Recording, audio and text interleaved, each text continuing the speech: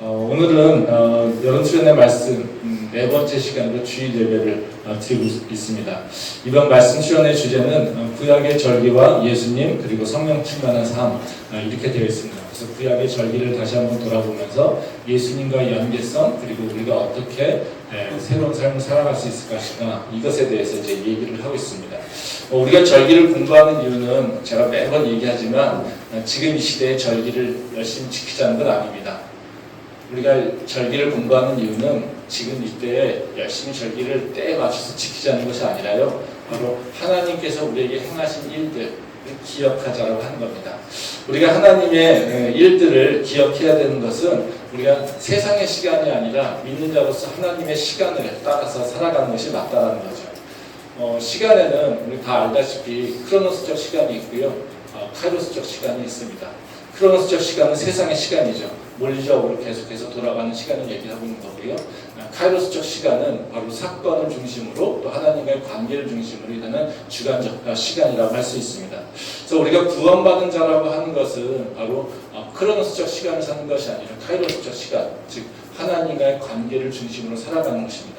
바로 그 절기를 통해서 우리가 바로 카이로스적 시간을 이해할 수 있다는 거죠. 절기는 하나님께서 이루신 사건들, 또 하나님께서 우리에게 원하시는 일들에 대해서 얘기를 하고 있습니다. 그래서 그걸 기억하면서 우리가 한 해를 따라서 살아간다는 거죠. 그러니까 그 절기를 기억한다라고 하는 것은 바로 우리가 하나님이 우리에게 무엇을 행하셨는지, 그리고 하나님께서 우리에게 지금 어떤 것을 기대하고 있는지에 대해서 우리가 이해할 수 있다는 것입니다.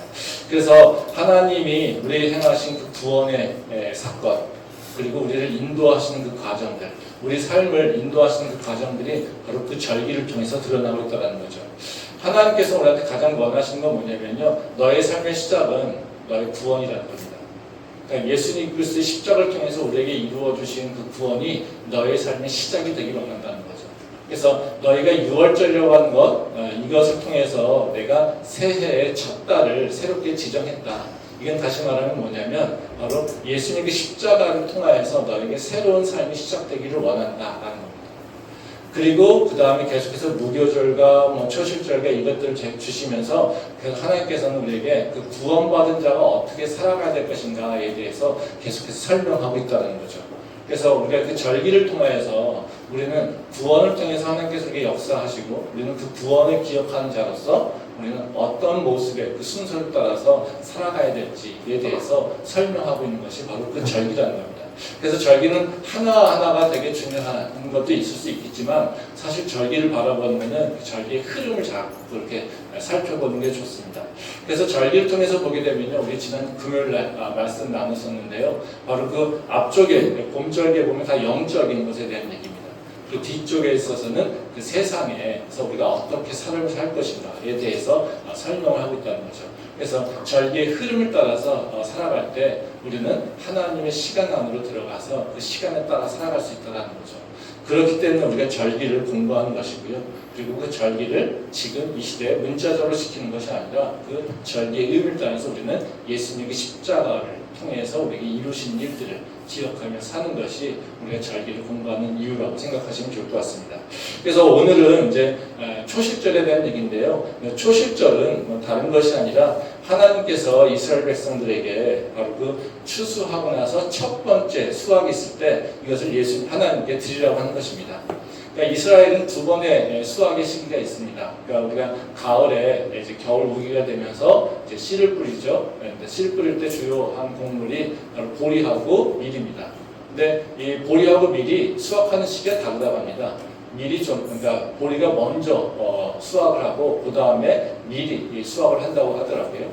그래서 하나님께서 맨 처음에 보리를 수확했을 때 그때 이것을 가지고 하나님께 와서 제사를 드리려고 한다는 거예요. 그리고 그 다음에 또 다시 밀을 수확했을 때 우리에게 제사를 지내라고 합니다. 그래서 보리를 수확했을 때 이 첫 번째 것이 초실절이고요. 그리고 밀을 수확했을 때 드리는 것이 바로 칠칠절입니다. 그래서 오늘은 이 두 가지가 이제 관계가 있지만 오늘은 초실절에 대한 얘기를 할 것이고요. 그리고 칠칠절에 대한 얘기는 바로 저희가 금요일날 얘기를 좀 하도록 하겠습니다. 그래서 오늘은 초실절의 규례를 통해서 하나님께서 우리한테 무엇을 얘기하고 있는지, 그리고 지금 이 시대에 우리한테 어떤 삶을 얘기하고 어떤 삶을 지금 기대하고 있는지 이 부분에 대해서 좀 생각을 좀 해보도록 하겠습니다. 그래서 초실절이 예수님에 대해서 의미하는 것이 무엇인지 생각해 보고요. 그리고 예수님의 그 사건을 통해서 우리에게 어떤 삶을 원하시는 것인지 초실절을 통해서 한번 살펴보도록 하겠습니다. 우선 그 초실절은 그 의미가 뭐냐면요, 예수님의 그 부활을 예표하고 있다는 것입니다. 그래서 초실절에는 우리가 기억해야 되는 것이 바로 예수님의 부활이고요. 그리고 예수님의 그 부활이 우리의 부활도 된다라고 하는 것을 우리가 기억할 필요가 있다는 거예요. 말씀 한번 보도록 하겠습니다. 레위기 23장 9절부터 11절 말씀입니다. 여호와께서 모세에게 말씀하여 이르시되 이스라엘 자손에게 말하여 이르라 너희는 내가 너희에게 주는 땅으로 들어가서 너희의 곡물을 거둘 때 너희의 곡물의 첫 이삭 한 단을 제사장에게 가져갈 것이요 제사장은 너희를 위하여 그 단을 여호와 앞에 기쁘게 받으시니 되도록 흔들되 안식일 이튿날에 흔들 것이며. 이 말씀은 이제 하나님이 초실절을 대해서 명령하신 내용입니다. 그러니까 하나님이 이스라엘 백성들에게 가나안 땅에 들어와서 첫 수확을 거뒀을 때 그 첫 열매를 가지고 하나님께 드리라고 이렇게 명령하신 것이 바로 초실절이라는 거죠. 근데 이 초실절을 지키는 날을 보게 되면 이 날이 중요한데요. 11절에 보면 뭐라고 나왔냐면요. 안식일 이튿날. 그러니까 안식일 다음 날 이제 그 지키라는 거죠. 지금 우리로 얘기한다면 일요일을 얘기하는 거죠. 안식일이 토요일이니까요. 그 안식일 이튿날 얘기하는 거니까 일요일이죠. 그러니까 이 날은 이제 예수님이 부활하신 날을 저희가 알 수가 있습니다. 그래서 이 날에는 바로 이 초실절에는 바로 예수님의 그 부활과 연결되어 있다는 거죠. 근데 이 말씀 가지고 지금 레위기 말씀만 가지고는 사실 예수님의 그 부활인 6월절하고 직접 연결되기는 좀 어렵습니다. 왜냐면 이 레위기 말씀에서는 그 안식일 이튿날이니까 안식일은 되게 많잖아요. 매주가 있으니까요. 그래서 이게 6월절 다음하고 연결되어 있다라고 하는 것을 우리가 이 레위기 말씀에서는 통해서 알 수가 없습니다. 근데 이제 하나님께서 이스라엘 백성들에게 처음 이 초실절을 드리게 했던 것들, 그 시간을 보게 되면 바로 예수님의 그 부활과 똑같이 6월절 다음에 있다는 겁니다. 말씀 한번 보도록 하겠습니다. 여호수아 5장 10절부터 12절 말씀입니다. 또 이스라엘 자손들이 갈갈에 진쳤고 그달 14일 저녁에는 여리고 평지에서 6월절을 지켰으며 6월절 이튿날에 그 땅의 소산물을 먹되 그날에 무교병과 볶은 곡식을 먹었더라. 또 그 땅의 소산물을 먹은 다음 날에 만나가 그쳤으니 이스라엘 사람들이 다시는 만나를 얻지 못하였고 그 해에 가나안 땅의 소출을 먹었더라. 제가 이 말씀 찾아내려고 일주일 내내 헤맸습니다. 이 말씀을 찾아내느냐고. 그러니까 앞쪽에 레위기 말씀으로 주로 저희가 그 초실절에 대한 얘기를 하고는 아까 얘기했던 그 레위기 말씀에서 얘기합니다. 네, 레위기 말씀에서 보게 되면 안식일 이튿날 너희가 초실절을 그 기념해라 지켜라 이렇게 얘기한다는 거죠. 근데 이 초실절이라고 하는 것이 많은 경우에 이제 우리가 그 예수님의 그 부활을 얘기하고 있다는데 그 예수님의 부활을 얘기한다면 저희 6월절하고 연결시켜 그래서 이해를 좀 해야 될 필요가 있다는 거죠. 근데 그 6월절하고 연결된 것이 이제 레위기나 이런 출애굽기에서 나와 있지 않습니다. 근데 언제 이 초실절을 지정한 것이 나오냐면 바로 지금 이 여호수아 가나안 땅에서 첫 번째 초실절 드린 것이 나온다는 거죠. 그러니까 이 내용을 보면 10절과 11절에 보면 그런 얘기가 나오거든요. 그달 14일 저녁에는 여리고 평지에서 6월절을 지켰으며 그러니까 14일 저녁이니까 당연히 15일을 얘기하는 거죠. 그렇죠? 예. 그러니까 14일 저녁부터 6월절을 지켰고 6월절 이튿날에 그 땅의 소산물을 먹되 그날에 무교병과 볶은 곡식을 먹었더라. 그러니까 6월절을 이튿날이니까 지금 언제예요? 첫 번째 초실절이라고 하는 것은 6월절 이튿날 지났다는 겁니다. 이게 첫 번째 그 6월절이라고 하는 것을 첫 번째 그 초실절이라는 것을 아는 것은 뭐냐면은 12절에 나와 있습니다. 여기 보면 또 그 땅의 소산물을 먹은 다음 날에 만나가 그쳤으니 이스라엘 사람들이 다시는 만나를 얻지 못했고. 그러니까 레위기에서 하나님께서 말씀하시는 뭐예요? 너희가 가나안 땅에 들어가서 첫 번째 수확을 했을 때 그 열매를 가지고 나한테 초실절을 기념하라 이렇게 얘기하셨잖아요. 그러니까 그 광야에서는 이스라엘 백성은 농사를 짓지 않죠. 농사를 짓지 않으니까 당연히 초실절을 기념할 수 없어요. 다 만나만 먹고 살았으니까요. 그러니까 가나안 땅에 들어가서 이제는 농사를 지었다는 거죠. 농사를 져서 첫 번째 이제 열매를 맺어야 되는 그 시기가 온 건데 그 시기가 언제냐면 바로 6월절 이튿날이었다는 겁니다. 거기 보면 그 10절에 보면 그 땅에 소삼을 먹은 다음 날에 만나 그쳤으니까 언제 그친 겁니까? 초실절을 기념하고 난 이후에. 그러니까 왜냐면 초실절을 지내기 전에는 그 곡식을 먹을 수가 없으니까요. 그러니까 그 초실절을 지내고 난 다음에 그 다음에 만나가 그쳤다는 겁니다. 그러니까 왜 그러겠어요? 이제는 그들이 농사를 져서 열매를 수확했으니까 더 이상 하늘에서 만나가 떨어질 필요가 없었다는 거죠. 그래서 이제는 이들이 가나안 땅에서 정착하여서 이제는 농사를 지면서 살게 되는 그런 모습이 됐다는 겁니다. 근데 여기서 보게 되면 어떻습니까? 이스라엘 백성들이 첫 번째 초실절을 지낸 것은 바로 하나님께서 6월절을 정해주고 그 6월절 다음 날 초실절을 첫 번째 열매를 맺게 하셨다라는 거죠. 근데 이 첫 번째 열매가 그러면 우리가 먹는 것, 물질적인 것이 아니라 영적인 의미는 뭐냐면요. 바로 그것은 예수님께서 우리에게 오셔서 첫 번째 열매, 즉 부활의 열매가 되신 것을 얘기한다는 겁니다. 마태복음 28장 말씀을 한번 보도록 하겠습니다. 안식일이 다 지나고 안식 후 첫날이 되는 새벽에 막달라 마리아와 다른 마리아가 무덤을 보려고 갔더니 이 말씀은 예수님 부활하신 날을 보여주고 있잖아요. 예수님 부활하신 날은 안식일 다음 날인 것. 이것을 알 수 있겠죠. 그러니까 예수님의 그 부활은 언제 부활하셨냐면요. 바로 초실절, 그 날짜에 부활하셨다는 겁니다. 그래서 우리가 예수님이 바로 그 6월절에 어린 희생양으로 저희 교회에서 희생하셨죠. 그래서 6월절 지나고 3일이 있을 때 부활하셨잖아요. 근데 이 3일은 뭐냐면 초실절 날짜가 동일하다는 거죠. 그러니까 이 초실절은 뭐냐면 바로 첫 열매를 수확한 것과 똑같은 얘기죠. 그러니까 그 첫 열매가 맺어진 것이 바로 예수님의 그 부활이고 그 첫 열매를 기념하는 것이 바로 초실절이라고 하는 것을 우리가 알 수 있다는 것이죠. 그래서 우리가 지금 이스라엘처럼 바로 봄에 첫 열매를 똑같은 날짜에 되지 않죠. 그러니까 우리는 그 날짜에 초실절을 지내지 않습니다. 그러면 우리가 초실절에는 어떤 의미겠습니까? 예수님 그 부활 하신 것을 기억하고 예수님의 부활이 첫 번째 우리에게 주신 열매라고 하는 것을 좀 기억할 필요가 있다는 거죠. 그러면 이 말씀을 통해서 우리가 지금 이 시대에 그럼 절기를 어떻게 가질까? 특히 이 부활이라고 하는 의미를 어떻게 이해할까? 예수님의 그 부활이 나의 삶과 어떤 영향이 있을까? 이걸 좀 생각해 볼 필요가 있겠죠. 그래야 우리가 지금 초실절을 기억하면서 사는 삶이 된다는 거죠. 왜? 초실절은 예수님 그 부활을 얘기하고 있고 우리한테 초실절을 명령하는 것은 바로 하나님께서 예수 그리스도의 그 부활을 우리가 기억하면서 살라고 하시는 거니까요. 그러니까 우리는 그 부활을 어떻게 기억하며 살아야 될지를 우리가 생각해 볼 필요가 있다는 거죠. 그래서 오늘 그 부활의 의미를 다시 한번 이 초실절을 통해서 살펴보도록 하겠습니다. 첫 번째 그 예수님 그 부활은 예수님을 위한 부활이 아니라 사실 우리를 위한 부활이라는 겁니다. 그 부활은 바로 우리의 열매를 얘기한다는 것을 우리가 알 수가 있습니다. 말씀 보도록 하겠습니다. 아까 읽은 말씀인데요. 레위기 23장 10절과 11절 말씀입니다. 이스라엘 자손에게 말하여 이르라.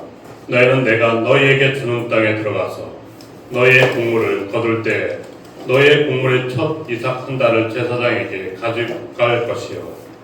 제사장은 너희를 위하여 그 단을 여호와 앞에 기쁘게 받으심이 되도록 흔들되 안식의 이튿날에 흔들 것이며. 여기 보게 되면 이 초실절에 어떻게 제사를 지내야 되는지에 대해서 설명하고 있어요. 그래서 날짜가 아니라 제사 방법에 대한 얘기하고 있죠. 여기 보면 그 10절 보게 되면 첫 이삭 한 단을 제사장에 가져가서 그 뒤에 뭐라고 하면 11절에 보면 얘기 나오면 그 단을 여호와 앞에 기쁘게 받으심이 되도록 흔들되 이렇게 얘기하죠. 그러니까 제사하는 방식이 첫 번째 수확한 단, 보리 이 단을 가지고 와서 하나님 앞에 이렇게 들었다가 놓는 것을 얘기해요. 이것을 뭐라고 하냐면요, 요제라고 얘기합니다. 요제. 그러니까 요제를 하나님께서 초실절에 우리한테 명령하신 그 절기, 그 제사 방법은 뭐냐면요, 요제라는 거예요. 그러니까 우리가 잘 알고 있는 제사 방법 몇 가지가 있죠. 예, 가장 뭐 저기 잘 알고 있는 게 번제잖아요. 그렇죠? 번제는 다 태워서 없애죠. 그렇죠? 예. 근데 요제는 그렇게 태워서 없애고 하지 않습니다. 그냥 요제는 그냥 들었다가 이렇게 놓는 것밖에 없다는 거죠. 뭐 짐승의 경우에는 가슴을 자꾸 흔드는 거, 예, 들 수가 없으니까 뭐 이렇게 된다는 거죠. 근데 이 번제는 남는 것이 없어요. 그렇죠? 예, 제사 지난 데는 그걸 모두가 다 태워버리기 때문에 남는 것이 하나도 없습니다. 근데 이 요제는 어떻게 드리는 거냐면 우리가 제물을 들었다가 놓으니까 그 제물이 그대로 남죠. 그러면 이것을 누가 갖냐면 인간이 갖습니다. 제사장이 갖고요. 요제 들 때는 화목제 때 드리는데 화목제 때는 바로 그 제물을 다 모두가 다 나눠 먹습니다. 네. 그러니까 다시 말하면 하나님께서 이스라엘 백성들에게 그 초실절의 제사는 번제를 드리라고 얘기하는 것이 아니라 요제를 드리라고 해서 그 제물을 남겨둔다는 거예요. 그리고 그 제물을 누가 즐기냐면 인간이 즐긴다. 번제는 하나님이 즐기시는데 바로 요제는 인간이 누린다는 거죠. 누린다는 거죠. 이건 다시 말하면 무슨 얘기 있습니까? 예수님이 부활하셔서 우리한테 열매를 주셨어요. 부활의 열매를. 그 부활의 열매를 우리가 하나님 앞에 들고 나갑니다. 그럼 그 부활의 열매를 태워서 없앱니까? 아니죠. 그 열매를 어떻게 해요? 다시 우리에게로 바꿔서 우리가 그걸 누리고 있다는 거예요. 그러니까 예수님께서 부활의 첫 열매가 되셨잖아요. 그렇죠? 예. 그러니까 우리가 하나님께서 예수님께서 부활하셨다는 것을 우리가 믿음을 고백하면서 하나님께 어떻게 해요? 하나님 우리한테 새 생명 주신 거 감사드립니다. 그리고 하나님께 나가서 그 제사를 드리는 거예요. 그리고 그 제사를 드리고 그걸 다 없애는 것이 아니라 그 새 생명을 없애는 것이 아니라 그 새 생명을 다시 갖고 와서 우리가 누리게 된다는 거죠. 그러면 다시 한번 얘기하지만 그 예수님의 부활은 누구를 위한 겁니까? 하나님이 아니라 우리를 위한 거죠. 그러니까 예수님이 우리에게 오셔서 첫 번째 열매가 되셨다라고 하는 것은 누구를 위한 열매냐면 우리를 위한 열매입니다. 말씀 한번 보도록 하겠습니다. 고린도전서 15장 20절 말씀입니다. 그러나 이제 그리스도께서 죽은 자 가운데서 다시 살아나사 잠자는 자들의 첫 열매가 되셨도다. 이 말씀은 이제 사도 바울이 예수님 그 부활의 의미를 설명해 주고 있습니다. 예수님은 죽은 자 가운데서 다시 살아나서 잠자는 자들의 첫 열매가 되었다 이렇게 얘기하잖아요. 즉 우리가 새 생명을 얻게 되는데 그것은 뭐냐면 예수님께서 열매 맺은 것 같은 열매를 우리에게도 주신다는 것을 얘기하고 있어요. 그래서 첫 번째 열매는 바로 우리에게 다시 돌아왔고요. 우리가 그 열매를 다시 계속해서 맺게 되는 이것이 바로 예수님의 그 부활이라는 거죠. 그래서 우리가 초실절을 기억하며 산다라고 하는 건 어떤 의미냐면요. 예수님의 그 부활을 기억하고요. 이 땅에 소망을 두는 것이 아니라 예수님이 부활하신 것에 소망을 품고 사는 겁니다. 그래서 이 땅의 것만을 위해서 사는 것이 아니라 예수님의 그 부활을 소망하면서 그것을 바라고 기대하면서 살고 있는 것이 바로 우리 믿는 자의 모습이라는 거죠.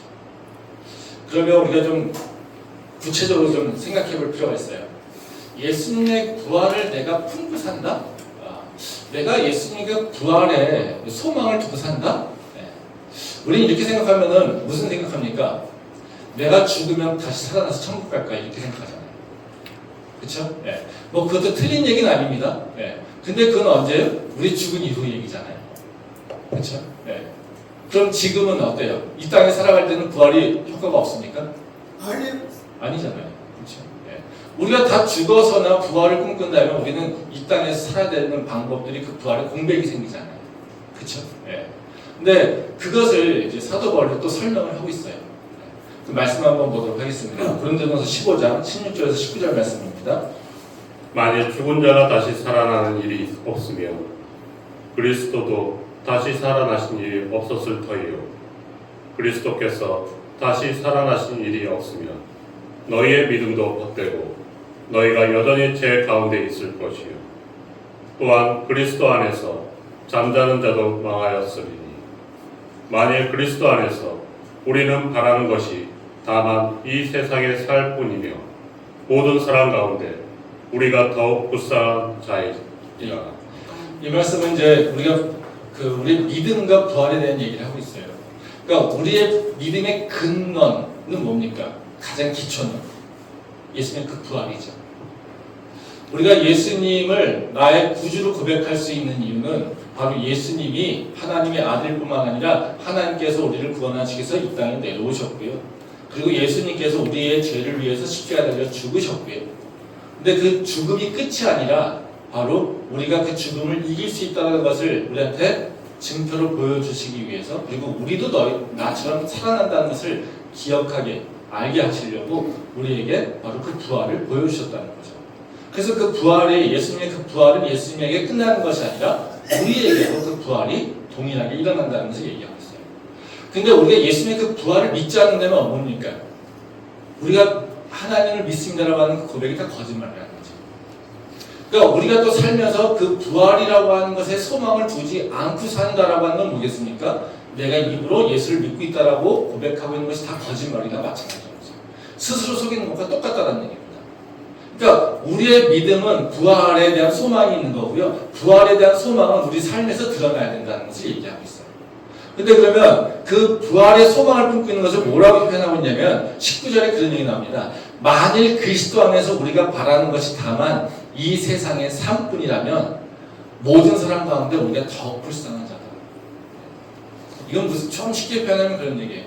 너가 하나님 믿는 다음에 네가 예수님의 그 부활을 믿는 다음에 근데 너가 이 땅에 살면서 이 땅에서 잘 먹고 잘 살고 내가 건강하게 살고 내가 복되게 사는 거 이것만 지금 따져서 살고 있다라면 너같이 불쌍한 사람은 없어. 이게 되게 무서운 얘기죠. 엄청나게 우리한테 그 직설적인 이 말이 그냥 우리한테 이제 그 딱 와닿지 않아서 그런데 해석하면요 되게 직설적인 얘기예요. 야, 세상 사람들은 믿지 않으니까 세상 사람들은 부활을 몰라. 세상 사람들은 예수님의 그 부활을 전혀 알지 못해. 그러니까 저들은 저렇게 자기 육체만을 위해서 이 땅에서 먹고 사는 문제만을 위해서 살아. 근데 너희들은 틀리지 않니? 너희들은 예수님의 그 부활을 알고 있잖아. 너희의 생명은 바로 그 육체만 있지 않은 것을 너희가 알고 있잖아. 근데 그걸 알고 있다고 하고 예수님의 그 부활을 믿는다고 하면서 지금 내 이 땅에서 내 육체의 생활, 그 육체의 삶, 육체의 그 모습, 그것만 가지고 그것만을 위해서 살고 있다라면 너희같이 불쌍한 사람이 없어. 이걸 얘기하고 있다는 거죠. 즉 우리가 예수님의 부활에 대해서 소망을 품고 있다는 건 뭐냐면요, 이 땅의 나의 삶뿐만 아니라 이 땅의 삶이 이제 아니라 바로 눈에 보이지 않는 하나님과의 관계성, 그 하나님이 주시는 나의 영적 상태, 영적 삶을 우리가 기억하며 살아간다는 거죠.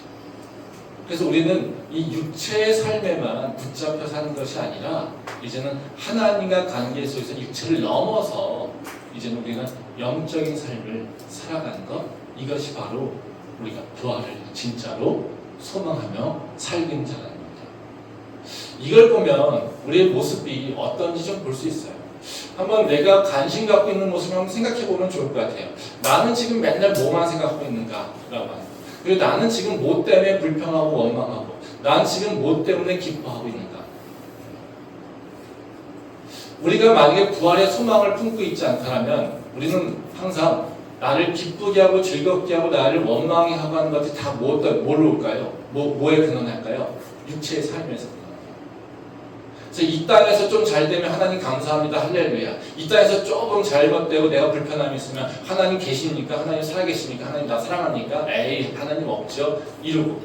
네. 이거는 뭐예요? 네. 예수님의 그 부활을 믿지 않는 거죠. 즉 하나님의 시간하고 상관이 없이 사는 거예요. 즉 물리적 시간, 크로노스적 시간의 삶을 사는 거예요.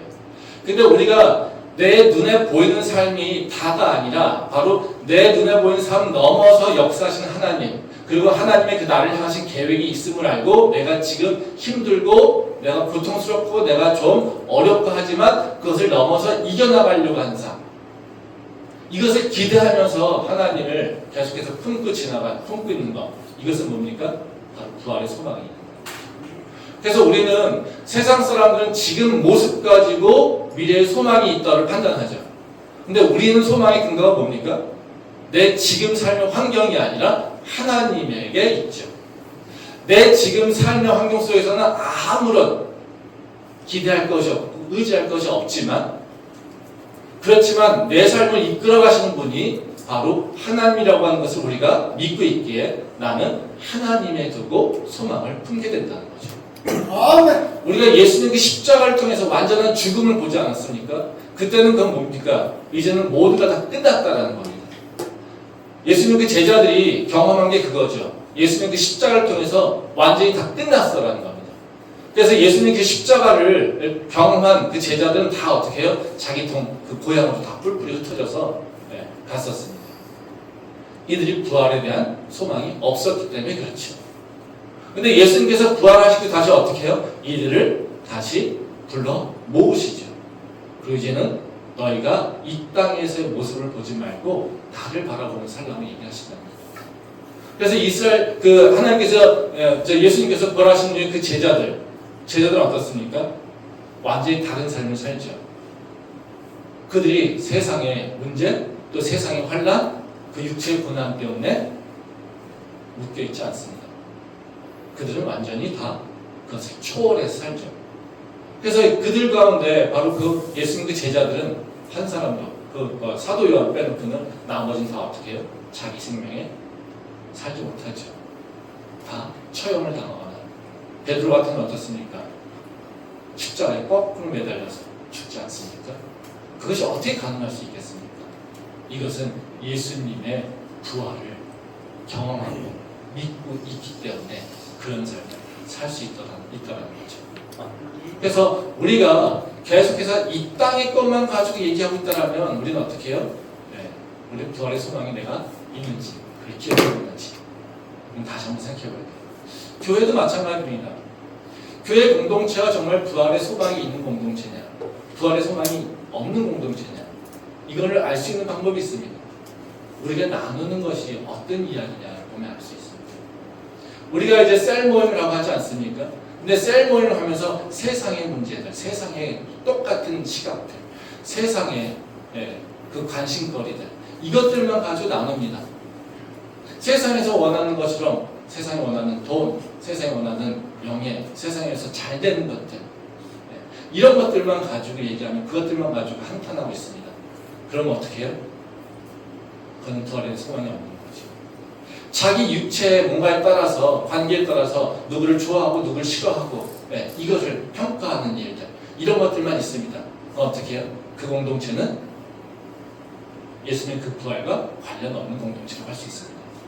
하지만 세상이 아니라 바로 하나님 나라의 소망이 있고 하나님 나라의 관심이 있고 하나님 나라가 어떻게 확장됐을지 우리가 고민을 하고 우리가 어떻게 이 삶에서 소망이 없을 것 같지만 어떻게 우리가 다시 믿음으로 같이 그 모든 것을 이겨나갈 수 있을지 같이 얘기하고 우리가 세상은 돈이 중요하다고 하지만 우리는 그것이 아니라 바로 하나님 나라의 그 가치를 생각하면서 우리가 다른 가치를 생각해야 되는 겁니다. 세상에서는 먹고 사는 문제 얘기하고 있지만 우리는 하나님이 주시는 바로 그 자유에 대한 얘기를 하고 하나님께서 주시는 우리에게 바로 하나님의 아들이 되는 그 권세를 주셨다는 것 그것들을 기억하면서 이제 하나님이 주시는 새로운 말씀을 따라 살겠다라고 다시 믿음을 결단하는 그런 공동체 이 공동체는 바로 부활의 소망이 있는 공동체라는 거죠. 아멘. 만약에 우리가 지금 셀 모임에서 세상의 것들만 가지고 얘기하고 있다면 우리는 다시 한번 생각해 봐야 된다. 내가 다니는 교회는 정말 내가 지금 함께 나누는 이 조그만 모임들은 예수를 믿는 자들일까? 예수님의 그 부활을 기억하고 있는 자들일까? 우리는 그것부터 먼저 생각해 봐야 된다. 그리고 내가 지금 예수님의 그 부활을 품고 있는 자가 다시 한번 생각할 필요가 있다는 거죠. 예수님의 그 부활은 우리가 죽어서 가는 것이 아닙니다. 예수님의 그 부활은요, 지금 나에게 역사하고 있습니다. 그 예수님이 부활의 그 첫 열매가 되셔서 나에게 그 첫 열매를 주시고 그 첫 열매에 대해서 감사라고 하는 것은 바로 지금 너의 삶이 변하고 있다는 것을 우리한테 요구하고 있다는 거죠. 그래서 그 부활은요, 절대로 우리가 육체의 죽음을 맞아서 오는 것이 아닙니다. 언제요? 지금 이 순간. 그 부활의 능력은 내 삶에서 드러나고 나타내야 됩니다. 바로 그 믿음의 삶이 우리 모두의 삶이 될 수 있기를 소망합니다. 아멘. 두 번째로 이제 우리가 초실절을 통해서 드러나는 부활절의 의미는 뭐냐면요. 나의 삶에서 열매 맺는 그 방법에 대해서 설명하고 있어요. 그러니까 내 삶에서 뭔가 새로운 열매를 맺기 위해서는 어떤 노력이 필요하냐면요, 하나님의 말씀을 지키려고 하는 그 노력이 필요하다는 거예요. 즉 내가 하나님의 말씀을 따라 살려고 뭔가 결단하고 그것을 지켜나가려고 내가 한간힘을 쓸 때 하나님의 새 열매가 내 삶에서 일어난다는 거예요. 말씀 한번 보도록 하겠습니다. 여호수아 5장 10절 말씀입니다. 또 이스라엘 자손들이 길갈에 진쳤고 그달 14일 저녁에는 여리고 평지에서 유월절을 지켰으며 유월절 이튿날에 그 땅의 소산물을 먹되 그날의 무교병과 볶은 곡식을 먹었더라. 예. 이제 이 말씀은 이제 언제 그 초식절을 지내는지에 대한 얘기를 하고 있어요. 우리가 이제 유월절, 무교절, 초실절 이렇게 보고 있잖아요. 근데 이 초실절의 날짜가 언제냐면요, 무교절 안에 있어요. 지금 여기 보면 유월절 이튿날이잖아요. 그러니까 다시 말하면 일요일이에요. 예. 근데 무교절은 언제부터 시작됩니까? 예.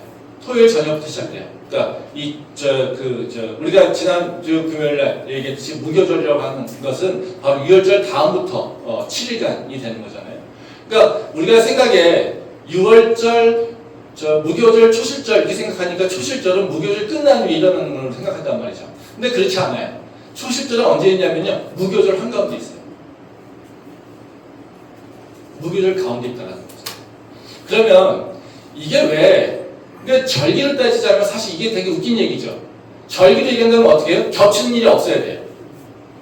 그냥 순서대로 가야 되잖아요. 그러니까 우리 유월절, 무교절, 초실절 얘기하면 유월절 날짜 있고 그때부터 7일간 그 무교병을 먹고 그 다음에 또 어떻게 해요? 초실절이 있어서 있고, 이게 순서대로 해야 지키기가 쉽잖아요. 그렇죠?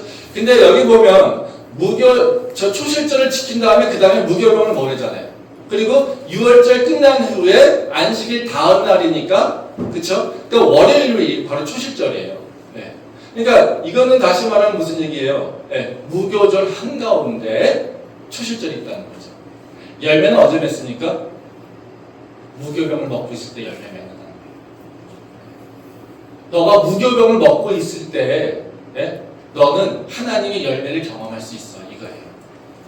너희가 세상 속에서 열매를 맺는 것은 세상적인 방법으로 살아갈 때 너희가 열매를 맺는 것이 아니라 하나님 말씀에 따라서 세상의 방법이 아니라 세상에 누룩이 없는 그 빵을 먹고 있을 때 너희 삶 속에서는 열매를 맺어, 이겁니다.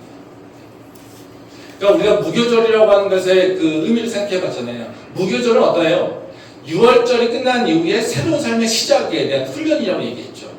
그러니까 유월절이 끝난 다음에 하나님께서 우리한테 무교병을 먹으라고 얘기합니다. 무교병이라고 하는 누룩이 없는 건데, 누룩이라고 하는 것은 성경에서 보면은 그 죄와 연결된 이미지죠. 그러니까 죄와 연결된 것, 또 과거의 구습 있는 것들. 그래서 무교절에는 그 과거의 누룩을 제해버리라고 우리한테 얘기하고 있잖아요. 그렇죠? 그렇다는 것은 무슨 얘기예요? 우리가 예수님의 그 부활을 경험했으니까 너는 이제는 새로운 삶의 방식으로 살아야 돼. 근데 우리가 과거의 구습에 묶여 있잖아요. 습관에 잡혀 있잖아요. 과거에 살던 방식대로 우리가 예수님 믿는다고 바로 그냥 없어집니까? 그렇지 않잖아요. 우리는 예수님을 믿는다고 해도 계속해서 옛날 삶의 방식대로 살아내요. 그렇죠? 네. 우리가 예수님 믿는다고 갑자기 내 삶이 감정이 확 바뀝니까? 전혀 그렇지 않아요. 그러면 예수님을 믿는다고 했을 때 우리가 어떤 일이 있어야 되냐면 예수님이 우리가 원하신 삶의 방식으로 훈련이 들어가야 된다는 거예요. 그것이 뭐예요? 무교절이죠.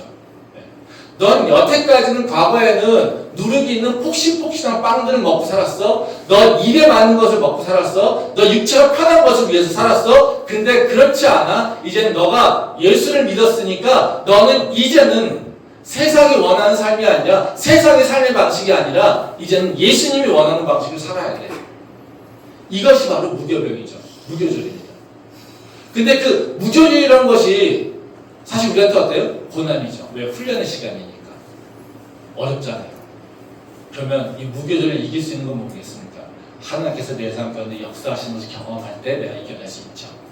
그쵸? 네. 그러면 하나님께서는 바로 그 훈련, 무교병을 먹으면서 불편한 마음 있는 것들, 그리고 무교병을 먹으면서 내가 이걸 왜 하고 있는지 사실 의심이 들려고 하는 그 상황들 분명히 있을 거 아니겠습니까? 근데 그 순간에 하나님께서는 바로 열매를 맺게 하신다는 것을 우리가 알 수 있다는 것이죠. 이 참 신기한 게요. 절개는 두 가지가 수학과 관련된 절개라고 얘기했죠. 하나는 초실절, 하나는 칠칠절, 오순절입니다. 네. 근데 이 중요한 수학은 어떤 거냐면요. 그 이스라엘의 메이저 수학, 그러니까 중요한 곡식은 보리가 아니라 밀입니다. 그러면 첫 번째 절기를 수학을 경험한 다음에 이들이 진짜 수학은 언제입니까? 칠칠절이죠. 그럼 이 진짜 칠칠절을 잘 준비하려면 어떻게 될까요? 훈련 제대로 받아야 돼요. 그런데 칠칠절까지 가기 어때요? 쉽지 않겠죠. 그렇죠? 그러면 하나님께서 뭘 주셔야 돼요? 우리한테 유인책을 주셔야 돼요. 사실 새로운 삶의 방식을 살아가는 방법을 알려주셔야 되죠. 그래서 이스라엘 백성들은 이 초실절을 끝내는 게 아니라 초실절을 지내면서 뭘 준비하냐면요. 칠칠절 준비하는 거예요. 칠칠절을 준비해서 바로 50일 동안 지금 무교병을 먹으면서 가졌던 하나님의 말씀을 기억하며 사는 삶이 바로 50일간 이어지는 거예요. 그게 어려울 수 있겠지만요. 예? 그걸 지키려고 노력해 가는 거예요. 왜요? 소망이 있잖아요. 아, 하나님께서 이 보리도 이렇게 수박을 풍성하게 해결해 주셨네. 야, 우리 같이 예? 물을 먹는 땅에서 살고 있는데 이 땅에서 우리가 지금 수박을 맺고 있네. 그쵸? 이게 그 초실절을 그 경험하면서 이스라엘 백성들이 어떻게 해요?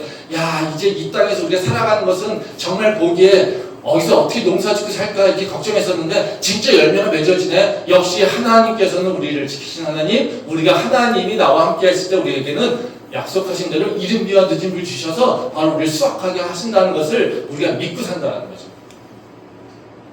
그러니까 어떻게 해요? 초실절을 경험하면서 칠칠절을 준비하며 사는 삶으로 이어지게 된다는 것을 우리가 알 수 있다는 거예요. 그러니까 열매는 언제 맺어진다는 거예요? 하나님께서 너희가 세상의 방법을 살아가는 것이 아니라 하나님의 말씀을 따라서 살아갈 때 너가 그걸 지키려고 노력해 나갈 때 하나님께서는 열매를 맺게 하는 그 역사를 일으키신다는 겁니다. 말씀 한번 더 보도록 하겠습니다. 요한복음 14장 12절 말씀입니다. 내가 진실로 진실로 너희에게 이르노니 나를 믿는 자는 내가 하는 일을 그도 할 것이요 또한 그보다 큰 일도 하리니 이는 내가 아버지께로 감이라.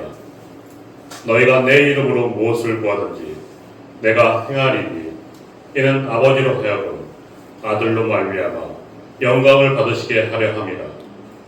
내 이름으로 무엇이든지 내게 구하면 내가 행하리라. 너희가 나를 사랑하면 나의 계명을 지키리라. 아멘. 이 말씀은 예수님의 그 유언과 같은 말씀이잖아요. 예수님이 그 부활을, 십자가 부활을 앞두고서 이제 제자들에게 얘기하시고 있는 말씀이죠. 그러니까 여기 보면 예수님이 뭐라고 하십니까? 나를 믿는 자는 내가 하는 일을 그도 할 것이요 또한 그보다 큰 일도 하리니. 즉 제자들한테 뭘 얘기하세요? 너희가 지금 내가 이제는 곧 너희를 떠날 거야. 이제 너희를 떠나서 이제 내가 하늘로 올라갈 거야. 이렇게 얘기하신다는 거죠. 그러니까 당연히 이 얘기를 듣는 제자들이 어떻게 불안해하겠죠. 예수님이 없는데 우리한테 어떤 일이 일어나지? 우리가 어떻게 할 수 있지? 뭘 할 수 있을까? 뭐 이런 고민을 하게 되는 거죠. 근데 예수님이 뭐라고 했어요? 네, 나를 믿는 자는 내가 했던 일들 너희가 할 거야. 그리고 나보다 더 큰 일도 너희가 할 거야. 이렇게 얘기한다는 거죠. 즉 다시 말하면 예수님을 믿는 자에게 어떤 삶, 즉 부활을 믿는 자에게 어떤 삶이 있는지를 우리한테 보여주고 있는 거죠. 근데 예수님께서 이런 일들이 일어나는 것은 어떻게 얘기합니까? 15절 말씀에 보면 그런 얘기하죠. 너희가 나를 사랑하면 나의 계명을 지키리라. 즉 우리가 그 말씀 잘 알고 있잖아요. 내가 너 안에, 너가 내 안에. 그렇죠? 그렇게 있을 때 너희는 열매를 맺는 거죠. 그렇죠? 그 가지가 포도나무에 잘 붙어 있어야지 열매를 맺는 거잖아요. 그렇죠? 그러면 그 열매를 맺기 위해서는 우리가 예수님에게 잘 붙어 있어야 된다는 거죠. 그 잘 붙어 있는다는 의미는 뭐겠습니까? 다른 것이 아니라 예수님의 그 계명을 잘 지키는 것. 네, 이거죠. 적어도 우리가 계명을 완전히 지킬 수는 없죠. 네. 그러니까 우리가 원하시는 건 뭐냐면요, 그 계명을 지키려고 하는 믿음이 결단이 있어야 된다. 그리고 그걸 따라 살려고 하는 노력이 있어야 된다는 거죠. 우리가 무교절을 통해서 예수님께서 하나님께서 원하시는 것은 너희가 완벽하랍니까? 아닙니다. 너희가 새로운 삶을 살아야 돼. 새로운 방식의 삶을 살아야 돼. 예수를 믿는 자의 삶을 살아야 돼. 이겁니다. 세상의 다른 종교들은요, 우리한테 삶의 모습이 바뀌라고 얘기하지 않아요. 삶의 태도나 삶의 방식이 바꾸라고 얘기하지 않아요. 우리가 무당한테 가면 부적주죠. 부적주면서 이제는 너 삶을 좀 고쳐. 야, 이제 아침 일찍 일어나고 너 이제 성실하게 살고 너 이제는 아침 저녁으로 기도하고 이런 얘기 해요? 그런 얘기 하지 않아요. 야, 이거 잘 보관만 하고 있으면 돼. 이거잖아요. 삶을 얘기하지 않아요. 근데 하나님께서 우리한테 뭐라고 해요? 우리한테도 어찌 보면요, 야, 그냥 예수님의 그 십자가 들고 다녀. 그럼 너한테 축복이 있을 거야. 그 십자가가 네 목에 건 십자가가 너를 지켜줄 거야. 이렇게 얘기하면 우리는 너무 편하죠. 그렇지 않습니까? 네. 근데 예수님께서 우리한테 뭐라고 하십니까? 야, 너 그런 거 다 필요 없어. 그거 다 우상이야. 십자가 네가 몸에 지는 건 별로 중요한 게 아니야. 십자가 지라고 얘기하십니까? 십자가 그 들고 다니라고 얘기하십니까? 그렇게 얘기하지 않으세요. 어찌 보면 십자가 지면서 너 이거 잘 간직하고 있으면 너 축복을 받을 거야 하면 너무 편하게 살 수 있어요, 우리가. 근데 예수님께서 우리한테 그런 얘기 하지 않으세요. 네 삶이 바뀌어야 돼요. 너 생각하는 게 바뀌어야 돼요. 너의 가치 판단의 기준이 바뀌어야 돼. 네가 옳다고 생각하는 거 틀릴 수 있어. 내 기준은 그게 아니야. 네가 판단하는 그 기준, 내 기준하고 달라. 이게 예수님께서 우리한테 말씀하시는 거예요. 아멘. 그게 어떻게 되겠어요? 너무 힘들죠. 내 삶을 바꿔나가야 되는데 이게 쉽겠습니까? 쉽지 않죠. 그러니까 우리가 예수를 믿는다는 것은요, 단순하게 부적을 갖고 다니는 것과 다르다는 거예요. 예수님 우리한테 삶이 바뀌길 원하신다. 그 삶이 바뀌는 것은 다른 것이 아니라 우리가 예수님의 말씀을 따라 살려고 하는 노력과 그 훈련이 필요하다는 거죠. 무교병을 먹으라고 하는 것이 바로 그 말씀인 것을 우리가 기억하고 있지 않습니까? 근데 우리가 그 무교병을 먹는 그 불편함을 겪으면서, 즉 나의 불편함을 겪으면서 하나님의 말씀을 따라 살려고 노력할 때 우리는요, 하나님께서 주시는 우리가 기대하지 못했던, 우리가 상상하지 못했던 그 열매들을 우리는 체험하게 된다는 거예요. 많은 자들이 고백하고 있지 않습니까? 저는 그저 기도만 했어요. 저는 그저 주님만 붙잡았어요. 그때 세상이 나를 중심으로 바꾸더라고요. 이게 많은 믿는 자들 고백 아닙니까? 내가 어려움을 겪고 있을 때 내가 이겨내려고 내가 무슨 싸움을 했어요. 내가 누구의 도움을 받았어요. 이런 얘기 간증하는 분 봤습니까? 그런 분 없지 않습니까? 그 어려움 가운데서도 나는 그저 주님만 의지했어요. 나는 그저 주님만 바라봤어요. 내가 한 것은 기도밖에 없어요. 내가 한 것은 주님을 붙잡고 주님을 바라보면서 주께 부르짖은 것밖에 없어요. 이게 많은 믿음의 선배들이, 하나님을 경험한 사람들이 고백하고 있는 거 아닙니까? 그 세상적으로는 전혀 필요 없는 것, 세상적으로는 아무 쓸모없는 것 같은 기도, 세상적으로는 아무 쓸모없는 것 같은 예수님의 이름으로 기도하는 것, 하나님 말씀을 지키려고 하는 것. 근데 우리에게는요, 그 예수님의 이름으로 기도하는 것, 예수님의 소망을 품고 주님의 이름을 부르짖는 것, 이것이 바로 내 삶에서 열매 맺는 방법이라는 거죠. 그게 바로 초실자를 통해서 우리에게 주시는 교훈이라는 것입니다. 바로 그 말씀을 기억하면서 우리가 세상의 방법이 아니라 이제는 하나님의 방법으로 살면서 하나님께서 주시는 그 열매를 맺고 하나님의 그 풍성함을 우리가 누리는 주님의 귀한 백성 될 수 있기를 소망합니다. 아멘. 기도하겠습니다.